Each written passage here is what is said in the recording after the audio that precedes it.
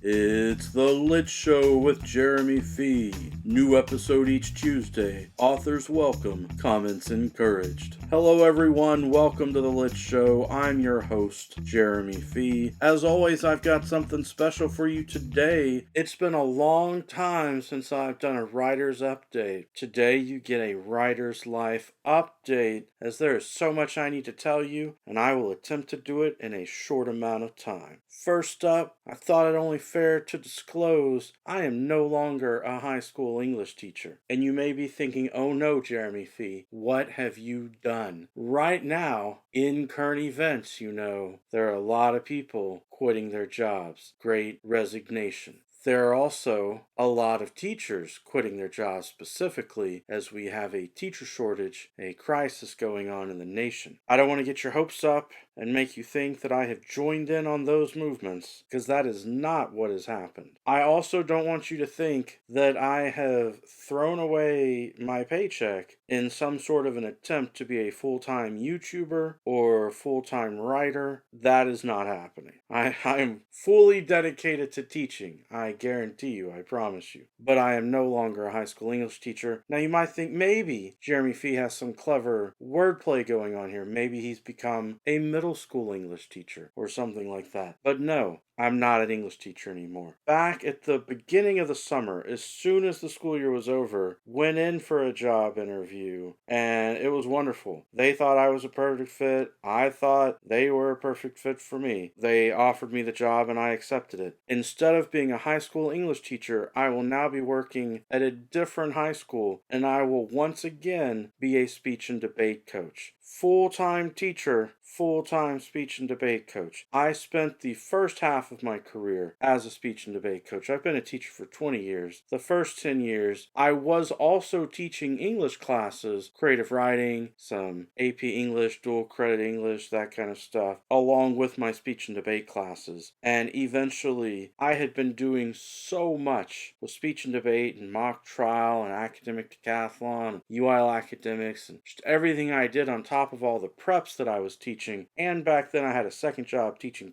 college English because, money is nice and I was qualified to do it. Eventually, though, I felt burnt out and I took some steps back, step by step. And the last several years, I have just been a high school English teacher, teaching creative writing and mostly senior English. And it's been wonderful. I've enjoyed my time. Despite the pandemic, I feel that I have learned a lot with moving a lot online and adapting to online teaching and then going back into the classroom with students and that sort of thing. It's been a wonderful journey. But this opportunity came up. I have had this huge hole in my heart as I have missed being in that great mentor role as a speech and debate coach, and I've missed the competition aspect. I am no longer burnt out. I will be at a different school. I will be setting up my new classroom, library, and all of that with some different priorities, refocusing it for speech and debate and all the events that I'll be helping coach students with, as opposed to the massive classroom library I had before with all kinds of literary fiction, classics, and sci-fi and fantasy. Instead of all of those bookcases, I'm just going to have one bookcase dedicated to all that, and the rest of my bookcases will be for speech and debate. So very exciting times. Very happy to tell you about that. Shocking, I know, very shocking, but I'm excited for the upcoming school year. Next up in my writer's life news, you may remember that I had a goal of trying to submit at least one short story a month somewhere, trying to get it published. I have failed at that goal, to where I would say I averaged more of about 2 out of every 3 months I managed to submit something to try to get it published. I have been having to deal with those rejection letters, rejection emails, but that's okay. By having the goal to submit every month, it is causing me to still focus on my writing, try to get something done. I'm very happy to say I've had another story get accepted. I will be in the upcoming AuthorTube Anthology Volume 3, put together by R. St. Clair with her YouTube channel, Regina's Haunted Library. I'm very honored to be a part of that new book. It's called Lurking in the Dark. Should be coming out around Halloween in October. I'll tell you more about my story in it probably and do more talking about that book as we get closer to that date. But I'll put a link down below for Regina's channel. She had an amazing announcement. She had little clips from almost all the authors who are going to be involved with it. So it's really great to watch that, feel all the great energy from that one. In other news, this summer, I knew I had the time to go through all of my boxes and books and things that I have. And since I had to clean out my classroom anyway and start planning what to put in my new classroom, I felt I needed to go through all my boxes this summer. And in doing that, I also took the time to do my big update for Goodreads. I knew I had not updated all the RPG manuals and modules that I've read. And when I put them in there,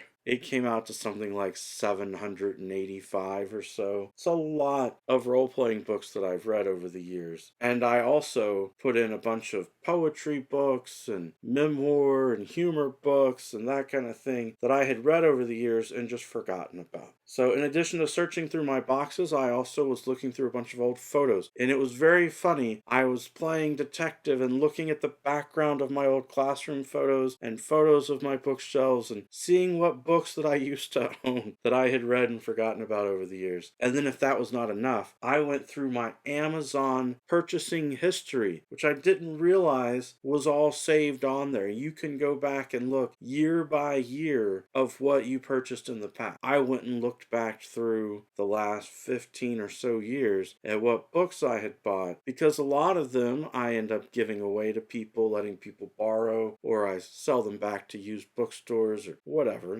leave them behind when I move from classroom to classroom. So it was really neat to go back through and see what else I had read and just forgotten that I had read. My Goodreads has now been updated with a lot of books, and the funny side effect of that was that Goodreads is currently listing me as the number 15 top reader in the United States, which puts me up in, I forget the number for the world, but these are impressive looking numbers if only they were real. But the flaw in the Goodreads system is because I put all those books in this summer, it thinks I read about 900 to 1,000 books this summer, even though I didn't mark them with dates. I was just quickly putting that I had read them with star ratings. Like I rated all the books because I believe in star ratings and I like them, despite the fact that I have a lot of good friends on BookTube who are anti-star ratings. Anyway, Goodreads thinks that I am one of the top readers in the nation, and that feels very good. I have the screenshot, and it's something that I will always have as a great memory. I'm sure that number will quickly drop as I read much less in the coming months. Something else that happened this month when I was going through and looking at books on Goodreads, trying to figure out my TBR for August for August of Adventures, I went and looked at David Wiley's book, Monster Huntress, which I assume is an adventure story. And I saw that it recommended that people who read his book, bought his book, liked his book, also liked my book, Eclectic Nightmare. See, there it is, the plug for my book here at the end of the video. But no, really, it's a neat feeling to be looking at someone else's book online and it suggests people to read your book. I thought that was a pretty fun moment, and I'm looking forward to reading David Wiley's book. I should be getting to it soon. This has been my Writer's Life Update. I hope that you enjoyed it. Every Tuesday is a good Tuesday for a book talk. Peace.